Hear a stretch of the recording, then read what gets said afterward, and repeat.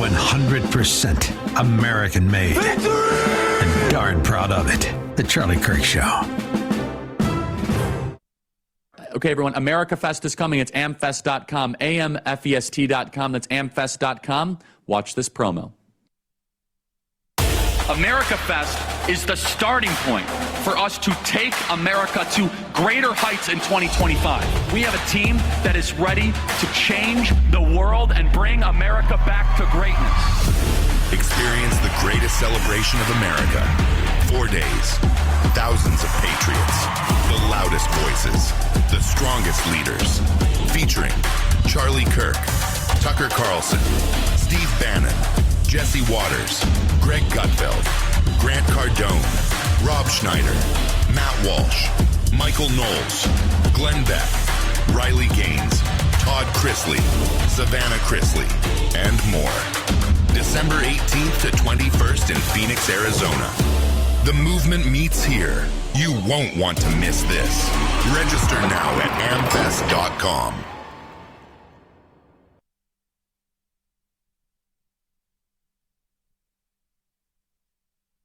You guys know how it works. Open mic. We're going to be here for a couple hours, so get comfortable. So you would get rid of all borders. Yes. What species is the baby in the womb? It's a human. Therefore, they should have human rights. No. He's a liar. You're a typical leftist because you only care about yourself, not about the other people. It's very clear by how you're acting.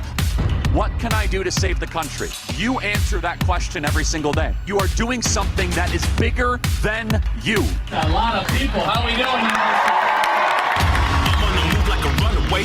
No turning back, I've begun to pace. I do not care what the others say. Listen, I told you that I did not come to play. We about to take it to higher heights. History's waiting when I arrive. Today is the dawn of a new, and I'm about to show them that they cannot hold me down. When you a winner, you learn from your losses. We came from the bottom and now we the bosses. The future is yours, so what will you choose? If you give it your all, you got nothing to lose.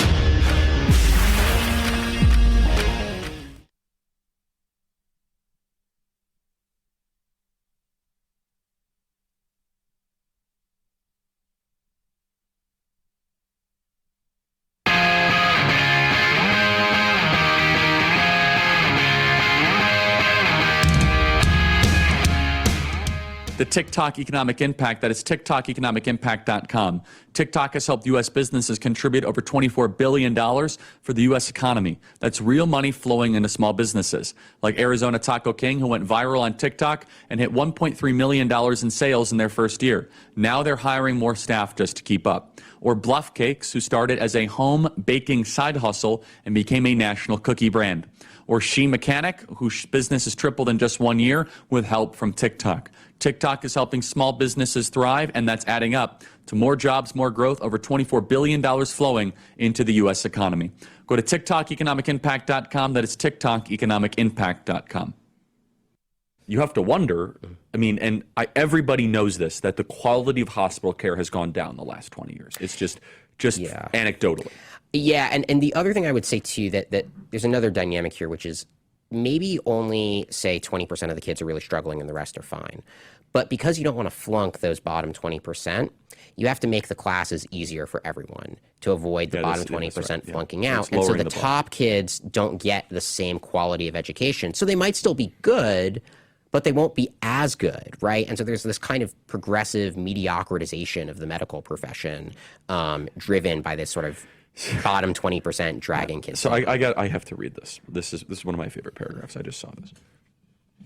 Led by Lucero, who you introduced earlier in the piece, she also serves, or I think it's she, as the right? Mm-hmm. As the vice chair of the Equity, Diversity, and Inclusion of UCLA's anesthesiology department. Yes. So let me just understand this. So the practice of administering general anesthesia, which is incredibly important. People die way too much, and thankfully we're one of the leaders in the world. What is it says the admissions committee routinely gives Black and Latino applicants a pass for subpar metrics for people who served on it, said, while whites and Asians need perfect scores to be considered. What is steel man that argument for me? Why does an anesthesiology department need a DEI office? That argument's pretty hard to steal, man. I mean, at some point, you're super smart. You went to Yale. You're part of the debate club. What is the argument for that? We're trying to figure, we need your body weight. We need to figure out how long, the mixture of these very, very powerful chemicals. The argument you would hear is that somehow the white anesthesiologist will murder the black person. Maybe we have implicit bias, and so if we don't correct the implicit biases, we won't really get the most qualified anesthesiologist. Yeah, look, like it's silly. It's silly. It just collapses. But this, you pointed on something. So implicit bias, that would be their argument probably, or their argument would be like, hey, a white anesthesiologist, they don't know the struggle of a black woman they're about to put under, and so she needs someone that knows the struggle of being a black woman. I'm sorry, you're administering drugs to go under surgery. Don't you want the best? Yeah. I mean, but definitionally, don't you want... You can die under general anesthesia. Yeah. It's very high stakes. Yes. I mean, and this has always been the kind of canonical argument against racial preferences, right? Well, do you care if your surgeon is black or white? But it's like in front of us. It's not theoretical. I know. And there's another detail in the story where she apparently, according to at least one or two people, said that so when they do residency admissions, which is a different thing, that's for when they're actually admitting basically like trainee doctors who've already graduated medical school.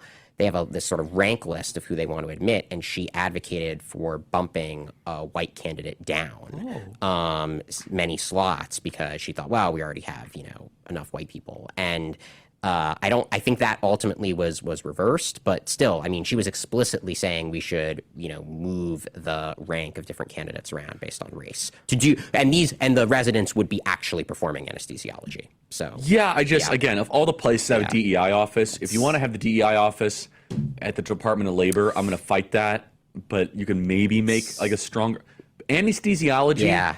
Not where I would put it. Not where I would put it. That's if anything other than making sure the patient wakes up is the mission statement of an anesthesiology department. No good. After a Native American applicant was rejected in 2021, Lucero chewed out the committee and made members sit through a 2-hour lecture on Native history. What is this all about? So there was a struggle session administered by this DEI anesthesiology czar? Yeah, I guess so. And I think that struggle session was if I remember right, delivered by her sister. Yeah, that's right. I'm sorry.